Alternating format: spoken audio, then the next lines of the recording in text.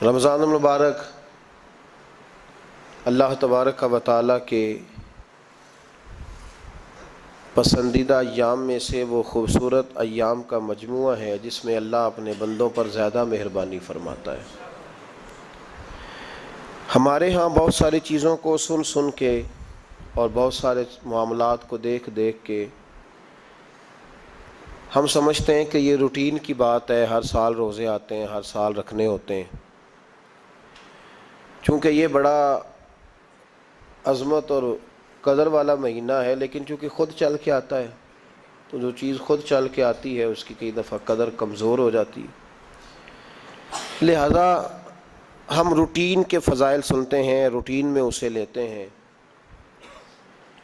میرے عزیز، ہماری محافل جب ہوتی ہیں نا، محافل، تو ان میں نقیب محفل ہوتا ہے، اسٹیج سیکرٹری بھی لوگ اس کو کہتے ہیں اور بھی کئی ناموں سے پکارتے ہیں۔ وہ آنے والے شخصیت کا تعارف کراتا ہے، کہتا ہے کہ فلاں صاحب آنے والے ہیں، پھر یہ بھی کہتا ہے کہ وہ بڑے اچھے ہیں، بڑے خوبصورت بولتے ہیں، اب میں فلاں قاری صاحب کو دعوت دینے لگا ہوں۔ قاری صاحب جو ہیں وہ بڑی اچھی تلاوت کرتے ہیں، بڑی اچھی ان کی آواز ہے اور بڑا اچھا ان کا لہجہ ہے، وہ تعارف کرا رہا ہوتا ہے۔ پھر نعت خواں کے حوالے سے بھی اس طرح کے وہ تعریفی کلمات ادا کرتا ہے، لیکن لوگ بعض اوقات سمجھتے ہیں کہ ان بیچاروں کی ڈیوٹی ہے، انہوں نے یہ کام کرنا ہی ہے، ان کی ذمہ داری ہے۔ اور اسی طرح ہوتا بھی ایسے ہی ہے۔ ہماری محافل کے جو اکثر نقیب حضرات ہوتے ہیں ان کے جملے رٹے رٹائے ہوتے ہیں، وہ انہوں نے سب کو کہنے ہی ہوتے ہیں، وہ کہے جاتے ہیں۔ لیکن اگر کسی محفل کے اندر نقیب محفل کوئی بہت بڑا عالم ہو، بہت بڑا محدث ہو، شیخ الحدیث ہو، یا کسی خانقاہ کا کوئی صاحب تقوی صالح مسند نشین ہو، اگر وہ کھڑا ہو کے کہے کہ جناب آج میں آپ کو تعارف کرانے لگا ہوں ایک بہت بڑے علامہ، ایک بہت بڑے صوفی آ رہے ہیں، پھر ہم سمجھ جائیں گے کہ جس کی ہمارے حضرت تعریف کر رہے ہیں وہ کوئی بڑا ہی اچھا آدمی ہے۔ پھر ہم سمجھیں گے نہیں، یہ روٹین کی گفتگو نہیں ہو رہی، یہ وہ رسم نہیں جو روز ادا ہوتی ہے، اس میں کچھ انفرادیت ہے، کچھ تخصیص ہے، کچھ اس کے اندر چیزیں زیادہ ہیں۔ وہ پھر انفرادی طور پر ہم تھوڑا سا اس کو زیادہ درجہ دیں گے۔ نہیں، حضرت جی کہہ رہے تھے آج میں نے قبلہ سے سنا ہے، آج فلاں شیخ اور صوفی نے فلاں کی تعریف کی ہے، تو بات کچھ زیادہ ہوگی۔ میرے بھائیوں، مثال دی ہے آپ کو سمجھانے کے لیے کہ رمضان المبارک وہ عزت اور عظمت والا مہینہ ہے جس کا تعارف کسی عام آدمی نے نہیں، رب کریم کے قرآن نے بیان فرمایا ہے اور میرے مصطفیٰ کریم کی زبان اطہر نے بیان فرمایا ہے۔ لیکن آنے سے پہلے بخاری مسلم میں حدیث ہے، حضرت سلمان فارسی رضی اللہ تعالیٰ عنہ کہتے ہیں رمضان شروع ہونے سے پہلے نبی پاک نے ہمیں مسجد میں بلایا اور خطبہ ارشاد فرمایا باقاعدہ، اور ارشاد فرمایا لوگو تم پر ایک مہینہ آنے والا ہے جس میں اللہ اپنے بندوں پر خاص قسم کی رحمتوں کا نزول فرماتا ہے۔ خود رسول پاک نے ہمیں کس قدر زیادہ اس مہینے کا اکرام کرنا ہے اور کس قدر زیادہ اس کو اہمیت دینی ہے اور کس قدر زیادہ ہمارے لیے وہ باعث عظمت ہے کہ اس مہینے کے فضائل خود رسول پاک علیہ السلام نے بیان فرمائے۔ اور نبی پاک صلی اللہ علیہ وسلم نے فرمایا کہ اس مہینے میں تم نفل پڑھو گے تو اللہ فرض کے برابر ثواب عطا فرمائے، اور فرض کا ثواب اللہ 70 گنا عطا فرمائے۔ کتنا؟ بولیے۔ اچھا ہوتا پتہ کیا ہے؟ ہمارے ہاں لوگوں کو پتہ چل جائے نا فلاں کاروبار آج کل زیادہ صحیح چل رہا ہے تو سارے لوگ وہی کاروبار شروع کر لیتے ہیں۔ سی این جی کچھ دنوں بڑی زبردست تجارت ہوتی تھی، تو میرا خیال ہے کہ ہر کلومیٹر پر اللہ ماشاء اللہ سی این جی نظر آتی تھی۔ اب لوگوں نے سمجھ لیا ہے کہ شاید کھانا کھانے کا لوگوں کا مزاج زیادہ ہے، تو ہم جس چوک میں کھڑے ہوتے ہیں، جس جگہ جاتے ہیں، وہاں لوگ سب سے پہلے بتاتے ہیں کہ یہاں فلاں ہوٹل بڑا معروف ہے، اس پہ آپ کو کھانا کھلائیں گے۔ تو اب ہر آدمی نے ہوٹل کھول لیا، بلکہ اللہ تعالیٰ معاف کرے، ہمارے ہاں تو تعلیم بڑی اچھی تجارت ہے۔ جب سے سرکاری اسکولوں کی حالت تھوڑی خراب ہوئی تو ہر بندے نے پرائیویٹ اسکول کھول لیا ہے، بہت بڑی تجارت ہے معاذ اللہ۔ میں کبھی کبھی پریشان ہو جاتا ہوں کہ وہ قوم کیسے آگے بڑھے گی جو تعلیم بیچتی ہے۔ اور اللہ تبارک و تعالیٰ مجھے معاف کرے تو ہمارے ہاں تو صحت کا شعبہ سب سے زیادہ تجارت کا حامل ہے کہ اگر کوئی آدمی اچھی انویسٹمنٹ کر کے کسی اچھی جگہ ہاسپٹل بنا کے کوئی 2-4 اسپیشلسٹ ڈاکٹر بنا لے تو پھر تو وہ بے شک جھاڑو کے ساتھ پیسے جمع کرے، مسئلہ ہی کوئی نہیں۔ ہم یہ کرتے ہیں کہ جو پتہ محسوس ہوتا ہے نا کہ اس جگہ مجھے رمق زیادہ نظر آ رہی ہے، تجارت میری زیادہ بڑھے گی، تو لوگ ادھر توجہ کر لیتے ہیں۔ او خدا کے بندو، صحابہ کا مزاج یہ تھا کہ جہاں انہیں پتہ چلتا تھا نا اس نیکی کا ثواب زیادہ ہے تو وہ بھاگ کر اس نیکی کی طرف توجہ کرتے تھے۔ آپ صحابہ کی سیرت کی کتابیں دیکھیے، حضرت انس بن مالک رضی اللہ تعالیٰ عنہ فرماتے ہیں جب نبی پاک علیہ السلام نے رمضان کی شان بیان کی تو صحابہ کا یہ مزاج بن گیا کہ وہ اپنے سارے کام رمضان سے پہلے سمیٹ لیتے تھے، رمضان شریف سے پہلے سارے کام سمیٹ لیتے، لینے دینے کے معاملات صاف کر لیتے، خریداری ہو جاتی، گھر کے اندر کوئی کام کرانا ہوتا تو وہ رمضان سے قبل کرا لیتے، یکم رمضان کو وہ مسجدوں میں ڈیرے لگا لیا کرتے تھے۔ وہ کہتے تھے نیکیاں جمع کرنے کے ایام ہیں، نیکیاں۔ دیکھیں نا،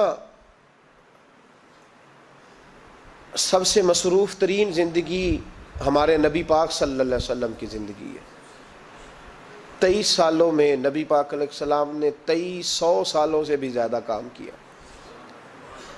بڑا مصروف وقت تھا حضور کا، بڑا مصروف۔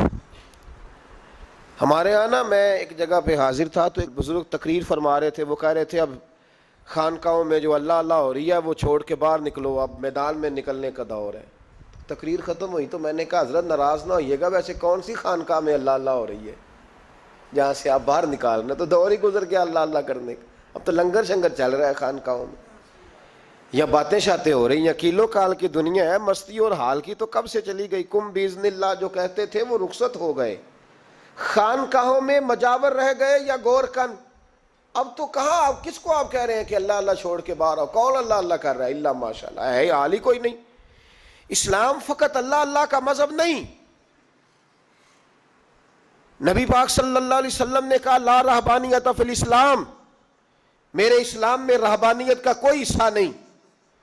ایک آدمی جا کے صرف مسجد میں بیٹھ جائے، حقوق سارے چھوڑ دے، بال بچوں کو بھول جائے، اسلام اس کی حوصلہ افزائی نہیں کرتا، حوصلہ شکنی کرتا ہے۔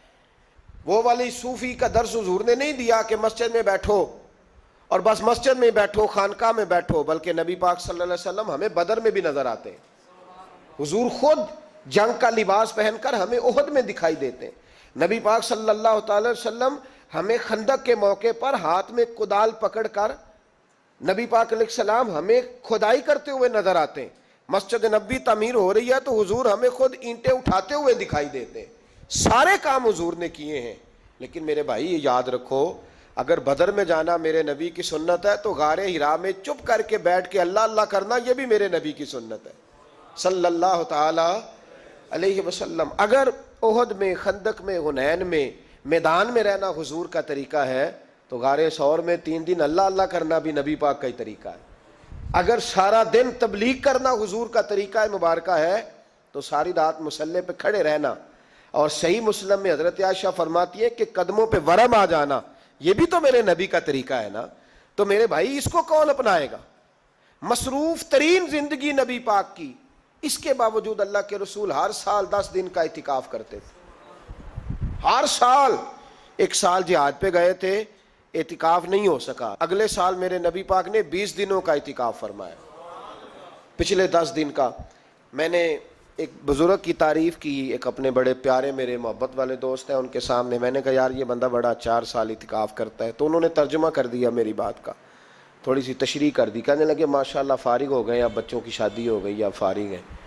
تو میں نے کہا کہ آپ یہ کہنا چاہتے ہیں کہ جو فارغ ہوتا ہے وہ اعتکاف کرتا ہے؟ آپ یہ کہنا چاہ رہے ہیں؟ چونکہ میرا پیار تھا تو میں نے کہا ان سے کہ جو کوہ طور پہاڑ آپ نے سر پہ رکھا ہوا ہے آپ بھی ذرا اتار کے پھینکیں، دیکھوں تو صحیح کہ آپ کون سا مار کا فتح کر رہے ہیں۔ کس طرح کا ہمارا رویہ ہے، کس طرح کی ہماری سوچ۔ اگر کوئی شخص خیر کا کام کر رہا ہے تو بجائے اس کی حوصلے، کہتے ہیں فارغ ہے، بچوں کی شادی ہو گئی، بچے کام کاج کرتے ہیں اس لیے بیٹھتے ہیں۔ تو میں نے کہا آپ نے جو پہاڑ اٹھایا وہ بھی ذرا دکھائیں، روٹی آپ بچوں کو دیتے ہیں کہ اللہ دیتا ہے؟ ان کی پرورش کی ذمہ داری آپ کی ہے یا رب کریم کی ہے؟ تو 2 گھڑیاں محنت کرنے کا مطلب یہ ہے کہ تم نے پہاڑ اٹھایا ہوا ہے سر پہ؟ تو اس طرح کے فلسفہ ہم بیان کرتے ہیں. افسوس یہ ہوتا ہے کہ رمضان المبارک اس میں بھی وہی سیاستیں، وہی خوش گپیاں. میں تو دعا مانگتا رہتا ہوں کہ اللہ روزوں میں کوئی الیکشن نہ آئے. آپ بھی آمین کہہ دیں. ورنہ وہی مصیبتیں، وہی جھوٹ سچ، وہی دروازوں پہ وہی. خدا کا واسطہ بس کر دو، رمضان شریف ہے، ٹھہر جاؤ ذرا. کیا ہو گیا ہے؟ میرے نبی پاک صلی اللہ علیہ وسلم نے فرمایا 11 مہینے جنت سجائی جاتی ہے اور پھر رمضان میں اللہ اپنے بندوں کے لیے جنت کے دروازے کھول دیتا ہے. 1 گھنٹہ پہلے صفائی کرتے ہیں مہمان نے آنا ہو تو، 1 گھنٹہ، ورنہ بچے دوبارہ سے پھر چیزیں بکھیر دیں گے. 1 گھنٹہ پہلے صفائی ہوتی ہے، لمبی نہیں. لیکن میرے نبی پاک نے فرمایا رمضان کے لیے رب کریم 11 مہینے جنت کو سجاتا ہے. چھوٹی بات ہے، روزے آ گئے، معمولی حیثیت ہے. ہم لوگ انہی معاملات میں، میں منع کرتا ہوں، ہمیشہ منع کرتا ہوں، آپ کو ہر سال منع کرتا ہوں. میں پابندی سے 1-2 اخبار ڈیلی دیکھتا ہوں. میرا ناشتہ نہیں ہوتا جب تک اخبار نہ ہو، چونکہ بزرگوں کا فتویٰ ہے جمعے کا خطبہ وہ دے جو عالمی حالات سے باخبر ہو. ہم کوئی رسمی تقریر نہیں کرتے کہ لوگوں کو کہیں کہ روزے آ گئے تو کون سا مہینہ چل رہا ہے تو مہینے کے حساب سے خطاب ہو. رسول اللہ صلی اللہ تعالیٰ علیہ وسلم کی امت کے جو ذمہ دار اور پہرے دار ہوتے ہیں انہیں امت کی پہرے داری کرنی ہوتی ہے. اس لیے وہ یہ نہیں دیکھیں گے کہ کون سا موضوع چل رہا ہے اس پر میں نے 1 گھنٹہ گزارنا ہے. ترجیحات پر بات ہوگی. بات یہ عرض کر رہا تھا کہ میں رمضان شریف میں اخبار نہیں دیکھتا. میری اپیل ہے آپ سے کہ آپ رمضان شریف میں نہ رمضان ٹرانسمیشن بھی نہ دیکھیں، ٹی وی پہ خبریں بھی نہ سنیں. سارا سال سنیے خبریں. ہماری خبریں سننے سے ملک میں کیا انقلاب آ گیا ہے. یا وہ جو ہم نے چوک میں کھڑے ہو کے تجزیہ کیا تھا اس سے کتنے لوگ سنور گئے. چھوڑیں، جتنا وقت ملے وہ آ کے مسجد میں بیٹھیں، اللہ کے گھر میں وقت گزاریں، ٹائم دیں. عبادت آپ کو زندہ کرے گی، روحانیت پیدا کرے گی، توانائی آئے گی، خوبصورتی آئے گی آپ کے اندر، آپ زندہ رہیں گے. دنیا داری دلوں کو مردہ کرتی ہے. قرآن کی تلاوت، اللہ کا ذکر، مسجد کی حاضری روح اور دل کو زندہ کر دیا کرتا ہے. مسجد میں بیٹھیں، وقت دیں، مہربانی کریں. اور یہ بھی آج میں بڑی ذمہ داری سے عرض کر رہا ہوں، اگر آپ کبھی زندگی میں مجھے بھی دیکھیں نا ٹی وی میں کسی عورت کے ساتھ میں کسی پروگرام پہ بیٹھا ہوں تو آپ بالکل لحاظ نہ کریں. آپ بالکل وہ چینل بند کر دیں، ہمیں ضرورت ہی نہیں. میرے لیے کوئی مفتی دلیل نہیں ہے. وہ عورت کے ساتھ بیٹھا ہے پروگرام میں. میں نے تو وہ والا قرآن پڑھا جس میں اللہ کریم نے کہا عورتیں آ جائیں تو مرد نظریں نیچی کر لیں. ہم نے تو وہ والا قرآن پڑھا جس میں حکم ہے کہ مرد آئے تو عورت اپنی نظر نیچی کر لے. تو جہاں علامہ صاحب کے سامنے لڑکی بیٹھی ہے ٹی وی میں انٹرویو لے رہی ہے وہاں نظریں نیچی ہوتی ہیں؟ کہاں سے فتویٰ آیا؟ حضرت جنید بغدادی تو فرمایا کرتے تھے کہ حسن بصری پڑھانے والا ہو، رابعہ بصری پڑھنے والی ہو. تو پھر بھی ان کو بغیر پردے کے پڑھانے کی اجازت نہیں ہے. بات ختم ہو گئی. میں کل، مجھے سرکاری یونیورسٹی ہے جامعہ کوٹلی کشمیر کی، انہوں نے مجھے دعوت دی کہ آپ کو لیکچر دینا ہے سائنس، تقوی اور رمضان. تو اسٹوڈنٹس ہوں گے، کچھ پروفیسر ہوں گے. تو میں نے کہا کہ اتنے بڑی جگہ آپ نے مجھے بلا لیا، یونیورسٹی لیول کے طلباء تو بڑے آگے جا چکے ہوتے ہیں. چلیں خیر، میں وہاں حاضر ہوا. جب میں پہنچا تو ایک پروفیسر صاحب مجھ سے کہنے لگے کہ لڑکیاں بھی ہیں. تو میں نے کہا کہ ٹائم دیتے وقت آپ سے گزارش کی گئی تھی کہ لڑکیاں نہیں ہونی چاہیے. تو وہ ایک جملہ بولنے ہی لگے تھے تو میں نے ان سے کہا کہ آپ مجھے دکھیاں نوس مولوی سمجھ لیں، میں پرانے خیالات کا ہوں، آپ مجھے پرانا سمجھ لیں. اس لیے کہ میرے حضرت صاحب فرمایا کرتے تھے ہر چیز نہیں لے لینا، دین نہ نیا لینا. وہ 1400 سال پرانا ہی ہمیں ٹھیک ہے، ہمیں نیا دین نہیں چاہیے. کہنے لگے جی وہ بچیاں تھوڑی پیچھے بیٹھ جائیں گی. میں نے کہا آپ درمیان میں پردہ لگا لیں، میں انہیں نہ دیکھوں وہ مجھے نہ دیکھیں. ٹھیک ہے، بات سنیں، ختم ہو گئی. لیکن اگر وہ سامنے بیٹھیں گی تو ہم نہیں بات کریں گے. تو وہ چونکہ پی ایچ ڈی لیول کے لوگ ہوتے ہیں، زیادہ پڑھے ہوتے ہیں، دلائل دینے کی کوشش کی. تو میں نے کہا میں دلیل نہیں سنتا، میں سنتا ہوں یا اللہ کا قرآن یا مصطفیٰ کا فرمان. تو آپ مہربان. لیکن انہوں نے ضد نہیں کی، بڑے اچھے لوگ تھے. انہوں نے کہا جی ٹھیک ہے، لڑکیاں نہیں بیٹھیں گی. میرا عرض کرنے کا مقصد یہ ہے کہ کیا فرق پڑتا ہے ہمیں. بہت سارے ذرائع ہیں عورتوں تک پیغام پہنچانے کے، پیغام پہنچ جاتا ہے، کوئی حرج نہیں. آپ باپ پردہ بندوبست کریں. ہمارے رمضان کے فجروں کے درس میں ہزاروں کی تعداد میں عورتیں آتی ہیں، ان کے لیے باپردہ بیٹھنے کا بندوبست ہے. لیکن کوئی ضروری ہے کہ ٹی وی پہ ایک عورت بن سور کے سامنے بیٹھے اور آپ اس کے سوالوں کے جواب دیں. ہمارے لیے نہ کوئی مفتی دلیل ہے, نہ کوئی شیخ الحدیث دلیل ہے, اس طرح کا کوئی مفکر محقق ہمارے لیے دلیل نہیں. ہمارے لیے دلیل رسول اللہ کی ذات ہے صلی اللہ تعالی علیہ. ختم ہو گئی بات. اس لیے کوئی ایسی ٹرانسمیشن نہ دیکھو, کسی طرف توجہ نہ کرو. یار 30 تو روزے ہیں, وہ بھی کئی دفعہ 29 ہو جاتے ہیں.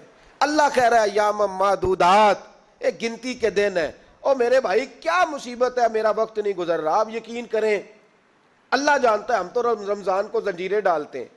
یہ کام بھی رہ جاتا ہے, رمضان گزر جاتا ہے, یہ بھی رہ جاتا ہے, رمضان گزر جاتا ہے, یہ بھی نہیں ہو پاتا رمضان. پتہ نہیں کس وقت روزے آتے ہیں, کب نکل جاتے ہیں. کہتے ہیں میرا وقت نہیں گزرتا تو میں ٹی وی دیکھتا ہوں. قرآن سارا پڑھ لیا ہے, حدیثوں کا مطالعہ ہو گیا, اپنی آخرت کے لیے نفل سارے پڑھ لیے, تسبیحات ساری ہو گئی. جو اب ٹائم نہیں گزرتا تھا تو ٹی وی پہ جا بیٹھے. کدھر چلے گئے ہم؟ علامہ اسماعیل حقی نے حدیث لکھی, حضرت عائشہ صدیقہ رضی اللہ تعالیٰ عنہ فرماتی ہیں, تفسیر روح البیان میں موجود ہے. کہتی ہیں ایک دن حضور اچانک میرے ساتھ آرام فرماتے, بستر سے اٹھے نکل گئے. ہمیشہ نبی پاک علیہ السلام کا طریقہ مبارکہ تھا, جب رات کو تہجد کے لیے اٹھتے تو کہتے ابو بکر کی بیٹی حق تیرا ہے, وقت تیرا ہے, پر اگر تو اجازت دے تو میں اپنے اللہ کو راضی کر لوں. آج حضور نے پوچھا ہی نہیں, بستر سے اٹھے چلے گئے. کہتی میں اٹھی, میں نے دائیں بائیں دیکھا, محبوب نظر نہ آئے. حضور کی طامت استعمال شدہ پڑی تھی, وہ طامت میں نے اٹھا کے اوڑھ لی اور میں نکل گئی حضور کو تلاش کرنے. کہتی ہیں جب میں باہر گئی مسجد نبوی شریف کے ساتھ جنت البقیع کی جانب, نبی پاک سجدے میں تھے. کہتی ہیں میں گئی, تھوڑی دیر کھڑی ہوئی, حضور نے آہٹ سنی تو پوچھا تو کون ہے؟ میں نے کہا میں عائشہ ہوں. تو محبوب نے فرمایا یہ عائشہ کون ہے؟ میں نے کہا یا رسول اللہ میں آپ کی زوجہ. فرمایا زوجہ کیا ہوتی ہے؟ یا رسول اللہ میں ابو بکر کی بیٹی. تو نبی پاک نے فرمایا یہ ابو بکر کون ہے؟ حضرت عائشہ کہتی ہیں میرا کلیجہ پھٹنے کو آیا, میں وہاں سے پریشان حال واپس آئی. جب میں گئی تھی تب بھی ہلکی ہلکی بارش تھی, واپس لوٹی تو پھر بھی ہلکے ہلکے قطرے بارش کے گر رہے تھے. میں آ کے ہامتی کامتی بیٹھ گئی. تھوڑی دیر گزری تو نبی پاک تشریف لے آئے. تو حضور صلی اللہ تعالیٰ علیہ وسلم نے مجھے پریشان دیکھا تو کہا عائشہ کیا ہوا؟ کہا حضور آج وہ ہوا ہے جو کبھی نہیں ہوا. یا رسول اللہ میں پریشان ہو گئی ہوں.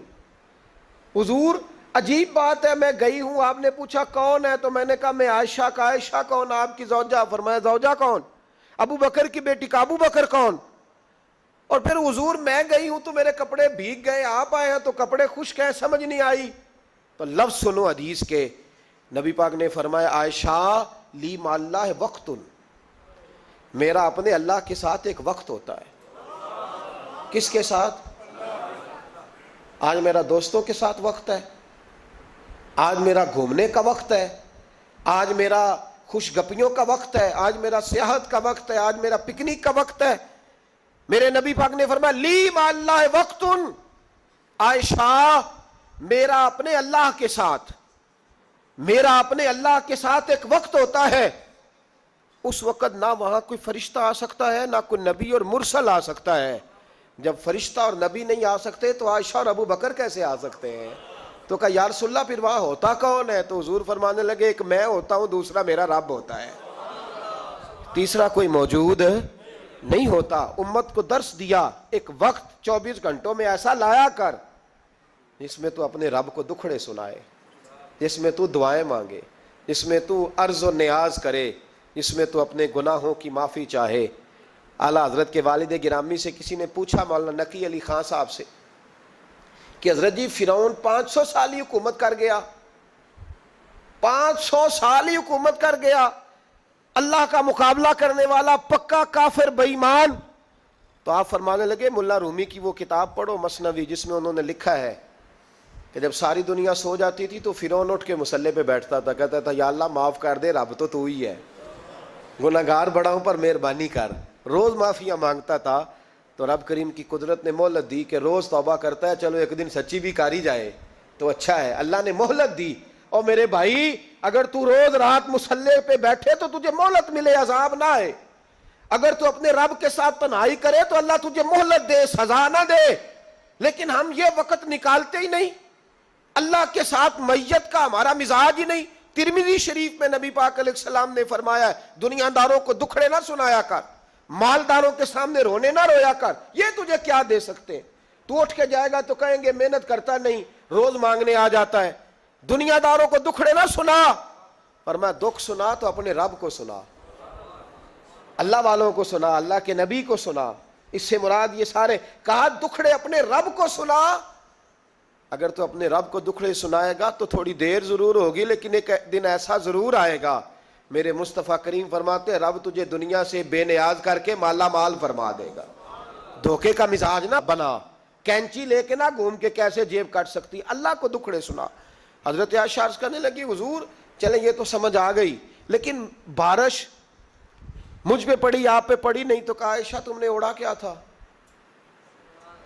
کہا حضور آپ کی تامت، فرمایا بارش کوئی نہیں تھی، جب تو نے میری تامت لی تو خدا کی رحمتیں تم پر برسنے لگ گئی۔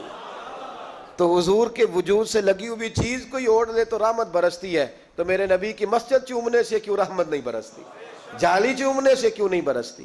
جہاں جہاں حضور رکے، جہاں جہاں نبی پاک ٹھہرے، وہاں جانے سے کرم کیوں نہیں ہوتا؟ تو عزیزو یاد رکھو، رمضان میں ایک ڈیوٹی آپ نے یہ کرنی ہے کہ عبادت کو وقت دیں، ٹائم نکالیں۔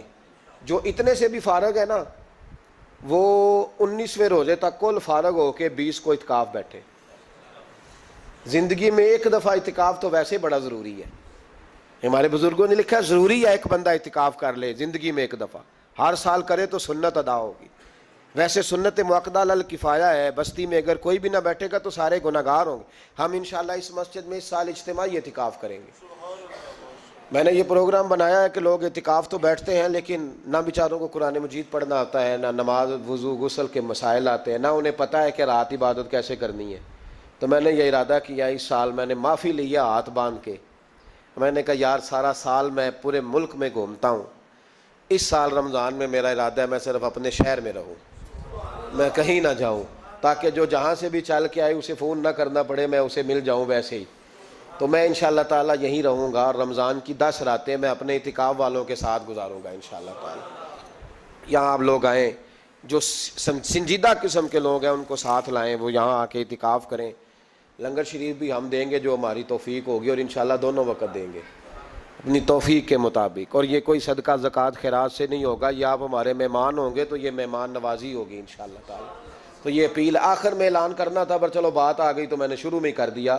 یہاں ہم مقدور بھر کوشش کریں گے آپ کے لیے اجتماعی اعتکاف کا بندوبست، ہمارے جو دیگر طلباء علماء ہوں گے وہ بھی آپ کے ساتھ وقت گزاریں گے، وضو غسل نماز کی چیزیں سکھائیں گے، آپ کو قرآن مجید پڑھنا پڑھانا سکھائیں گے۔ 10 دنوں میں جو ممکن ہو سکے گا ہم انشاءاللہ تعالیٰ کریں گے۔ تو اعتکاف میں وقت دیں۔ دوسرا کام آپ نے یہ کرنا ہے رمضان شریف میں کہ قرآن پاک زیادہ سے زیادہ پڑھنا ہے۔ پڑھیں گے انشاءاللہ؟ اگر آپ ناراض نہ ہوں تو ہم نے قرآن مجید پڑھنا بالکل ہی چھوڑ دیا، قرآن پاک کھلتا ہی نہیں، توجہ ہی نہیں، مزاج ہی نہیں، سارا دن بیت جاتا ہے، قرآن مجید نہیں کھلتا، قرآن مجید نہیں پڑھا جاتا۔ ایک شخص مجھ سے ملنا چاہ رہے تھے مسجد نبوی شریف میں حاضر تھا، تو وہ ایک دفعہ آئے گزر گئے، میں قرآن شریف پڑھ رہا تھا، پھر آئے تو گزر گئے قرآن شریف، تیسری دفعہ پھر آئے تو کہنے لگے آپ نے کتنا کو پڑھنا ہے؟ میں نے ان سے کہا کہ مہربانی کرو مجھے دعا دو کہ اللہ مجھے پڑھتا ہی رکھے۔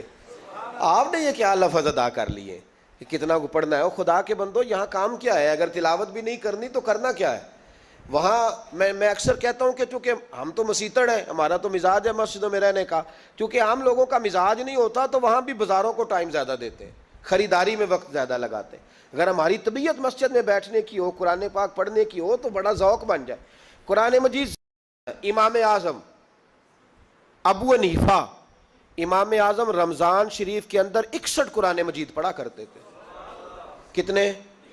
60 اور 1 61۔ ایک قرآن شریف دن میں پڑھتے، ایک رات کو پڑھتے، پورے دن میں قرآن مجید ختم کرتے، ایک رات کو۔ اور آپ فرماتے ہیں 61واں قرآن مجید وہ تھا جو میں تراویحوں میں سنا کرتا تھا۔ 61 قرآن پاک آپ ہر رمضان میں پڑھا کرتے تھے۔ میری آپ سے گزارش ہے ایک سپارہ مسجد میں پڑھیں رمضان میں، ایک سپارہ گھر میں پڑھیں۔ مسجد میں پڑھیں گے تو مسجد کا حق ادا ہوگا، اور گھر میں قرآن پاک کھول کے بیٹھیں گے تو بچے بھی آ کے پاس بیٹھ جائیں گے، چھوٹے چھوٹے بچے۔ یہ کبھی تجربہ کرنا، یہ بخشش کا ذریعہ ہے۔ جب آپ بچوں کی ماں سویرے سویرے بڑا اچھا دوپٹہ لے کے اور مصلی بچھا کے اور قرآن مجید کی ریل رکھ کے اور پھر اس کو خوشبو لگا کے جب کھولتی ہے نا، تو اس کی جو 2-2.5 سال کی بچی ہوتی ہے وہ بھی کہیں سے دوپٹہ ڈھونڈنے لگ جاتی ہے۔ وہ بھی دوپٹہ لے کے آتی ہے، وہ دائیں بیٹھتی ہے. اس کا جو 4 سال کا بچہ ہوتا ہے نا، اگر ابا بیٹھا ہے، وہ 4 سال کا بچہ بھی کہیں سے ٹوپی ڈھونڈ کے لاتا ہے، اسے پڑھنا نہیں آتا، لیکن وہ بھی آ کے نا سپارہ لے کے بیٹھ جاتا ہے. میں نے دیکھا ہے بچے تھوڑا تھوڑا ہلنے لگتے ہیں. قسم اللہ کی عزت کی، مجھے ایسے لگتا ہے کہ جب بیٹیوں کے بیچ ماں بیٹھ کے قرآن پڑھتی ہے اور جب بیٹوں کے بیچ باپ بیٹھ کے قرآن پڑھتا ہے تو مجھے لگتا ہے خدا کے فرشتے بھی آسمان کے دروازے کھول کھول کے دیکھتے ہیں، کھول کھول کے دروازے دیکھتے ہیں کہ یہ کس طرح کا رنگ ہے کہ چھوٹا سا بچہ، توتلی زبان. مجھے وہ حدیث پڑھ لینے دو جو امام جلال الدین سیوطی نے روایت لکھی ہے. فرمایا حضرت عیسیٰ علیہ السلام میں قبر کے پاس سے گزرے تو عذاب ہو رہا تھا، چند گھنٹوں کے بعد گزرے تو وہیں رحمتوں کا نزول ہو رہا تھا. حضرت عیسیٰ عرض کرنے لگے مولا میری مجال نہیں میں پوچھوں، چند گھنٹے پہلے یہاں عذاب تھا، اب یہیں کرم ہو رہا ہے. اللہ اب اس نے کوئی نیک عمل کیا تو ہے نہیں، قبر میں تو عمل ختم ہو جاتا ہے، اتنا کرم کیسے؟ تو رب کریم نے فرمایا موسیٰ بندہ بڑا گناہگار تھا، پاپی تھا، سزا کا حقدار تھا، پر جب انتقال اس کا ہوا تو بیوی اس سے پہلے حاملہ تھی، اس کے انتقال کے 2-4 مہینے بعد بچہ پیدا ہوا، پھر اس بیوی نے بچہ پالا. آج 4.5 سال کا بچہ مکتب گیا ہے، استاد نے بسم اللہ شریف پڑھائی ہے، اس کے بچے نے توتلی زبان پہ کہا بسم اللہ الرحمن الرحیم. تو مجھے حیا آئی ہے کہ اس بیچارے کو ابھی لفظ نہیں ادا کرنے آتے، زمین پر بیٹھ کر یہ توتلی زبان سے مجھے رحمان اور رحیم کہے اور میں اس کے باپ کو سزا دوں. بس بچے نے ایک دفعہ بسم اللہ پڑھی ہے، میں نے باپ کے سارے گناہ معاف فرما دیے. مہربانی کرو، ایک سپارہ گھر میں، ایک سپارہ مسجد میں، یہ ضرور آپ نے روٹین بنانی ہے. مسجد میں پڑھیں گے تو مسجد کا حق ادا ہوگا، گھر میں پڑھیں گے تو بچے بھی پڑھیں گے. اور تیسرا سپارہ وہ ہے جو آپ نے تراویح میں سننا ہے. تو کتنے سپارے ہو گئے ایک دن میں؟ 3. تو رمضان میں کل کتنے ہو گئے؟ 3 قرآن پاک. کتنے قرآن پاک جی؟ 3 قرآن مجید. ایک سپارہ دن میں، ایک رات میں، تو آپ کا 10 دن کے اندر انشاءاللہ قرآن پاک ختم ہو جائے گا.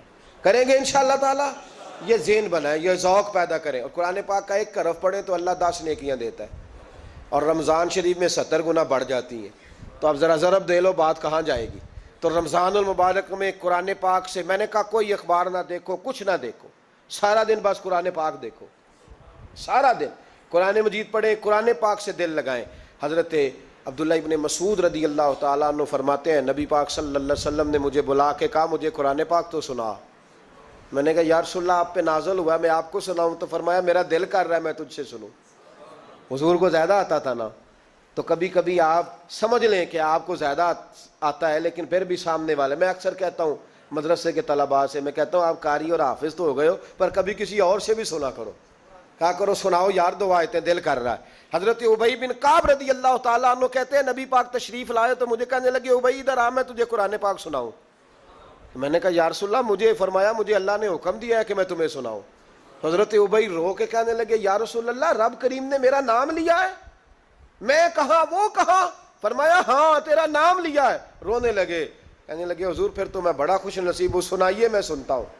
تو حضور سننا بھی حضور کی سنت ہے، سنانا بھی نبی پاک کی سنت ہے. قرآن مجید کو سنیں. اور پھر یار دکھ کی بات ہے نا کہ پاسپورٹ کے دفتر تو میں 2.5 گھنٹے کھڑا رہوں، شناختی کارڈ کے لیے میں 1.25 گھنٹہ کھڑا رہوں، اور میں پہلی دفعہ سعودی عرب جاؤں تو امیگریشن کے لیے 2.5 گھنٹے بھی مجھے لائن میں لگنا پڑے تو میں لگا رہوں. دنیا داری کے لیے تو میں اتنا کھڑا رہوں اور تراویح کے لیے مجھے 1 گھنٹہ نہ کھڑا ہوا جائے تو میں بہانے کرتا پھروں. تو پھر یاد رکھو وہ حضرت سیدہ اسماء کا کرتی تھی، نبی پاک نے مجھے کہا تھا اسماء اللہ کے راستے میں گن گن کے نہ دینا ورنہ وہ بھی تجھے گن گن کے دے گا. جب ہم رب کریم کو وقت اس طرح دیتے ہیں کہ دنیا داری کے لیے تو ساری ہمارے پاس ہمتیں موجود ہیں، اور تراویح کا وقت آیا تو بہانے ڈھونڈنے لگ گیا. تراویح کا وقت آیا تو وہ جو ہے اس نے شروع کر دی بات کہ جناب میرے فلان جگہ تکلیف ہے اور مجھے بلڈ پریشر ہو جاتا ہے تو پسینہ بڑا آتا ہے. تو اب تو آسانیاں ہی بڑی ہیں. صحابہ کہتے جب ہم مسجد نبی میں نماز پڑھنے جاتے تھے بارش ہوتی تھی تو مسجد میں پانی کھڑا ہوتا تھا، کیچڑ کھڑا بن جاتا تھا تو ہم اپنی جھولیوں میں خشک مٹی ڈال کے لے جاتے، اپنی اپنی جگہ بچھا لیتے مٹی، اور پھر ہم نماز پڑھتے تو ہمارے پیشانیوں پر بھی مٹی لگ جاتی. تو ایک صحابی جھاڑ رہے تھے تو نبی پاک نے فرمایا نہ جھاڑ، جب تک چہرے پہ رہے گی فرشتے درود بھیجتے رہیں گے. اب تو اے سی لگے ہوئے مسجد میں، پھر بھی تو تراویح نہیں پڑھتا. تو ایک تو عبادت کو ٹائم دیں، دوسرا قرآن مجید زیادہ سے زیادہ پڑھیں، رمضان میں زیادہ سے زیادہ پڑھیں، مسجدوں میں ٹائم دیں. مجھے دکھ ہوتا ہے جب رمضان میں بھی نماز کے بعد مسجد کو تالا لگتا ہے. اگر ہم سارے آئیں مسجدوں میں، ہم رمضان شریف کے اندر وقت دیں، جس کے پاس ٹائم ہو وہ آ کے بیٹھ جائے، قرآن مجید کھول لے، تو میرا خیال ہے کہ مسجدیں بھی ہمیں دعا دیں گی کہ دیکھو ہر وقت انہوں نے میرے اندر تلاوت کی. ایک اور بات بھی عرض کرنی ہے، یہ مجھے کہا گیا ہے، میری اپنی طرف سے نہیں، یہ مجھے رکا دیا گیا ہے. کہہ دوں پکے نمازی ناراض تو نہیں ہو جائیں گے؟ جو پکے نمازی ہیں مسجدوں کے وہ میرے ساتھ وعدہ کریں، ناراض تو نہیں ہو جائیں گے؟ نہیں تسی نہیں بول دے، تساں ہو جانا. پکے بول دے نہیں پے، پکے گھور دینے پے. پکے نمازی، یہ پکے نمازیوں سے بات، ناراض تو نہیں ہو جائیں گے؟ یہ بول کے بتائیں، انشاءاللہ کہیں. کچے نمازیوں کو شکوہ ہے کہ پکے نمازی رمضان میں ہمیں گھورتے ہیں. رکھے دیے مجھے انہوں نے، کہتے ہیں پکے نمازی، کہتے فصلی بٹیرے آ گئے نے. یہ زیادتی ہے، یہ ظلم ہے. آپ پکے نمازی ہیں تو مہربانی کریں، آپ وہ جو آپ نے صف لاٹ کرائی ہے نا اپنے نام پکی، کہ ایتھے میں بھینا روز تو کتوں آ گیا، یہ چھوڑ دیں آپ، مہربانی کریں. یہ اللہ کا گھر ہے، یہ کسی کے نام رجسٹری ہو سکتی. جو آیا ہے نا بیچارہ، چلو کبھی کبھی صحیح، مہربانی کریں اس کو ٹائم دیں، بیٹھنے دیں، کچھ نہیں ہونے لگا. اور جب وہ آئے نا تو دعا کریں، جب اس کو دیکھیں تو کہ یا اللہ یہ آیا ہے تو ہمیشہ آتا ہی رہے. اس کو دعا دیں، مہربانی. بچے شکوہ کرتے ہیں، کہتے ہیں پکے نمازی سانس نہیں لینے دیتے مسجد میں. اور ایک بات اور، یہ حضرت علی کا قول ہے، اس کو دل کی تختی پہ لکھ لینا، دل کی تختی پہ، شیر خدا کی شیروں جیسی باتیں. حضرت مولا علی شیر خدا فرمایا کرتے تھے، وہ نیکی کرنے والا اچھا نہیں جو نیکی کر کے اکڑ جاتا ہے اور دوسروں کو گناہگار سمجھتا ہے، وہ نیکوکار اچھا نہیں. فرمایا کرتے تھے اس سے وہ گناہگار اچھا ہے جو گناہ کر کے کم از کم شرمندہ تو ہوتا ہے نا. فرماتے ہیں جو گناہ کر کے شرمندہ ہو وہ زیادہ اچھا ہے اس سے جو نیکی کر کے اکڑ جائے. تو تھوڑی سی نیکی کر کے، پرہیزگاری کر کے ساری دنیا کو گناہگار سمجھنے لگ جانا، یہ تو بت پیدا کر لیا ہے تو نے اپنے اندر. اس بت کو توڑ دے. پتہ نہیں کون کب آئے اور اللہ کا ولی بن جائے. کوئی آیا لے کے چلا گیا، کوئی عمر بھر بھی نہ پا سکا. میرے مولا تجھ سے گلا نہیں، یہ تو اپنا اپنا نصیب ہے. تو مہربانی کریں پکے نمازی، تھوڑی شفقت کریں. یہ میں سب سے نہیں کہہ رہا، جو گھورتے ہیں صرف ان سے کہہ رہا ہوں. کچھ پکے نمازی ہیں تو الحمدللہ دل کے بھی بڑے پکے ہیں، سوچ کے بھی بڑے پکے ہیں، اچھے ہیں، خوبصورت لوگ. لیکن کچھ ایسے لوگ ہیں، ہمارے شہر کے ایک ڈاکٹر صاحب ہیں، میں نے کہا آپ نماز مسجد میں پڑھا کریں. ان کی عمر کافی زیادہ ہو گئی ہے تو کہتے ہیں حضرت میں پڑھوں گا انشاءاللہ. ان کو میں نے دوائی لینے گیا تو میں نے وہاں بھی میں نے بات شروع کر دی. میں نے کہا آپ مہربانی کریں، کہتے میں آؤں گا. کچھ دنوں کے بعد میں نے اس مسجد میں نماز پڑھی اور خاص کر کے پڑھی کہ یہ ٹائم ہے. میں نے فون کیا کہ ڈاکٹر صاحب آپ نظر نہیں آئے، تو کہتے ہیں سب ناراض نہ ہو جان. نمازی مجھے کہتے تھے خیر ہے ڈاکٹر صاحب، کہیں غلط جگہ تبادلہ تو نہیں ہو گیا، کوئی مصیبت تو نہیں آ گئی؟ تو کہتا ہے مجھے شرم سی آتی ہے کہ نمازی اس طرح، ویسے بھی میں گیا نہیں، 60 سال عمر ہو گئی، تو اب نمازی تو یہ آپ کیا کر رہے ہیں؟ ہم کوئی اللہ کی رحمت کے منشی ہیں کہ ہم سے پوچھ کے وہ دے گا جس کو دے گا؟ کیا کرتے ہو؟ او بھائی، حضرت باجدید بستامی رحمت اللہ تعالی علیہ جیسے لوگ کہا کرتے تھے جنہوں نے ساری زندگی جھوٹ نہیں بولا، حرام نہیں کھایا. فرماتے تھے الفن کہتا ہوں، بالغ ہونے کے بعد نماز قضا نہیں کی، لیکن پھر بھی کہا کرتے تھے دعا مانگو میرا رب مجھ سے حساب نہ پوچھ لے. حساب والا نہیں ہوں میں، درگزر والا ہوں. عدل کریں تے تھر تھر کمبن اچیاں شانہ والے، یہ تو فضل کریں تے بخشے جاون میرے جے منہ کالے. تو مہربانی کریں. آگے چلیں، رمضان شریف میں سخاوت کرنی ہے. حضرت انس بن مالک رضی اللہ تعالیٰ عنہ فرماتے ہیں جس طرح تیز آندھی چلتی ہے، ذرا مثال دیکھیں صحابی کی کتنی خوبصورت. فرماتے ہیں جس طرح تیز آندھی چلتی ہے نا، اس طرح رمضان میں میرے نبی کی سخاوت چلا کرتی تھی. نبی پاک ہر سائل کو دیتے، جو قیدی بند ہوتے نا، قیدی جنگ کے قیدی کفار، حضور انہیں بھی آزاد کر دیتے رمضان میں. فرماتے جاؤ تمہیں آزاد کیا. سخاوت کریں. اور میرا مشورہ ہے اس دفعہ غریبوں سے غریب سخاوت کریں. نسخہ دے رہا ہوں امیر ہونے کا. تو سخی ہو جا، رب کریم تجھے امیر کر دے گا. سخی بن جا. مالا والے سخی نہیں ہوندے تے سخیاں کول مال نہیں ہوندا. ایتھے اوتھے دوواں جہان نہیں، سخی کنگال نہیں ہوندا. سخی بن جاؤ. میرے نبی پاک علیہ السلام نے فرمایا بندہ کبھی بھی جیب کا سخی نہیں ہوتا، سخی وہی ہوتا ہے جو دل کا ہوتا ہے. غریبوں کو میرا مشورہ ہے کہ 10 روپے دو لیکن رمضان میں روز دینا، ہر شام دینا، غریبوں کو ساتھ بٹھاؤ، روٹیاں کھلاؤ، افطاریاں کراؤ، غریبوں کے گھروں کے اندر سوٹ پہنچاؤ، مدارس کے طالب علموں کو کپڑے خرید کے دو، جو کچھ نہیں دے سکتا وہ ایک مسواک لا کے دے، ڈیوٹی کرو، اپنے دائیں بائیں غریبوں کا خیال رکھو۔ جن گھروں میں اکثر دیکھتے ہو کہ دال کا شاپر جاتا ہے، وہاں رمضان شریف میں صبح صبح گوشت پہنچاؤ، مہربانی کرو۔ غریب امیر تو کسی کو تب دے گا جب اس نے ووٹ لینے ہوں گے، وہ تو وہاں زکوٰۃ دے گا جہاں سے اسے پتا ہوگا کہ میری تعریف اچھی ہوگی، وہ تو مسجد میں اس وقت خرچ کرے گا جب اس کا نام بار بورڈ پہ لکھا جائے گا۔ غریبوں، تم نے ظلم کیا ہے۔ اگر تم اپنی 4 غریب بھائی مل کے ایک غریبنی بہن کا خیال رکھتے تو اس غریبنی کو محلے کے چودھری کے پاس نہ جانا پڑتا۔ اگر 4 غریب بھائی ایک غریب بھائی کا خیال کر لیتے، تھوڑے تھوڑے جو صاحب حیثیت تھے، تو وہ مجبور نہ ہوتا۔ مہربانی کرو۔ حضرت عبداللہ ابن عمر رضی اللہ تعالیٰ عنہ ہر روز مدینے کے مسکینوں کو ڈھونڈ کے لاتے تھے، فرماتے تھے کہ ان کو ایک تھیلا دینا میں عزت نہیں سمجھتا، ڈھونڈ کے لاتے غریبوں کو اور اپنے سامنے دسترخوان بچھاتے رمضان میں، اور پھر ان پہ کھانے چنتے اور فرماتے غریب کھائیں گے تو میرا اللہ راضی ہوگا، ساتھ بٹھا کے کھلاتے۔ ایک بڑی عجیب بات ہو گئی، گھروں میں ہو جاتی ہے، جن گھروں میں زیادہ مہمان آتے ہیں وہاں یہ مسئلے بن جاتے ہیں۔ ایک دن زوجہ کہنے لگی کھانا آپ کا یہ آج مہمان کو نہ لائیے گا۔ کہہ دیتی ہیں نا بیویاں کبھی کبھی، یہ نافرمانی نہیں۔ اگر آپ کو کھڑا کیا جائے نا رمضان میں روزہ رکھ کے باورچی خانے تو لگ پتا جائے، اس کو نافرمانی نہ سمجھے، بیوی نے پکا کے نہیں دیا جی۔ تو حضرت عبداللہ ابن عمر کی زوجہ کہنے لگی آپ کا کھانا ہے، مہمانوں کا کوئی نہیں۔ تو حضرت عبداللہ ابن عمر کہنے لگے اللہ تجھے جزا دے، تو روز پکا کے دیتی ہے، چل اس طرح کر، مجھے سرکہ اور کھجور دے دے، روٹی میرے مہمان کو دے دے۔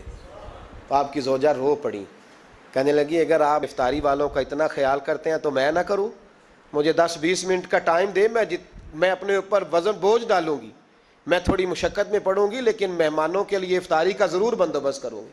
ہمارے ہاں تو افطاریاں بھی سیاسی ہیں، ووٹ اکٹھے کرنے کے لیے افطاریاں، اور ڈرو اللہ سے۔ کس کس نام پہ لوگ دنیا داری کریں گے، کس کس نام؟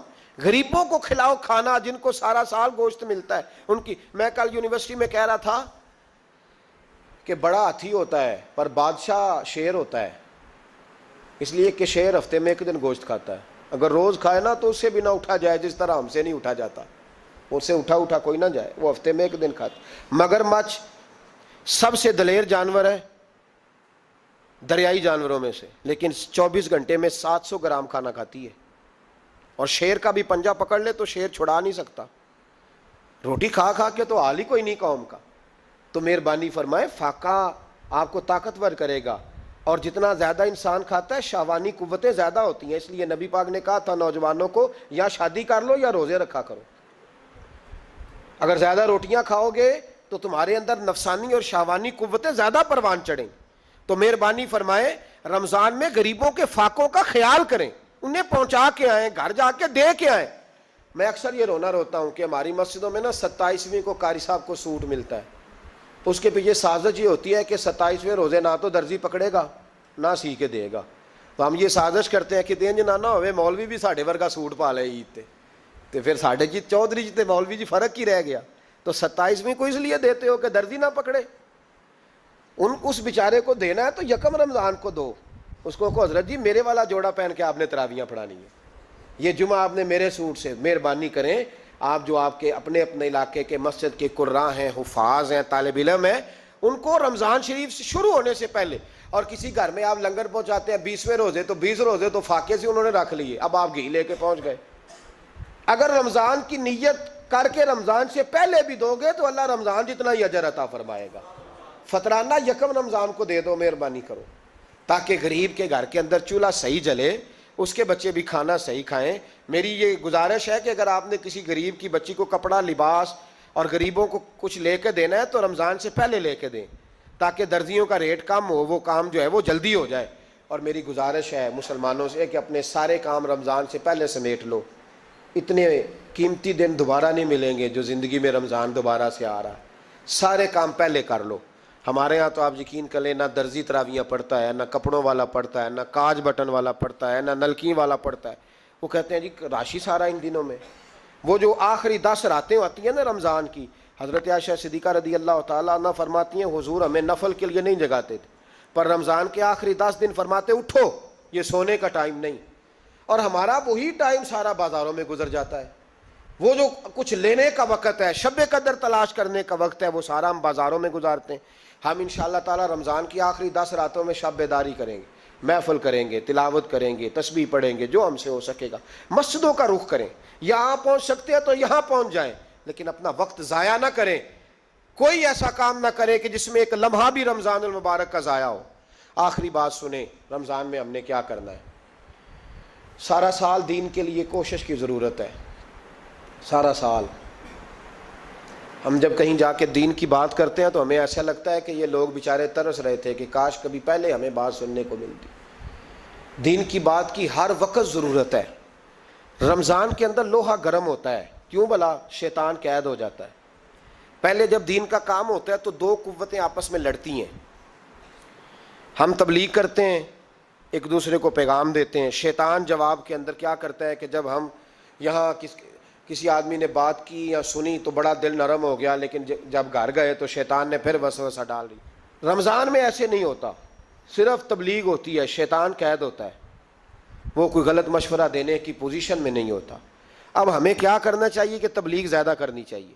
جد و جہد کریں، اتنی جد و جہد کریں کہ یہ رمضان جو آنے والا ہے اللہ تعالیٰ اسے امت مسلمہ کی عزت کا مہینہ بنا دے.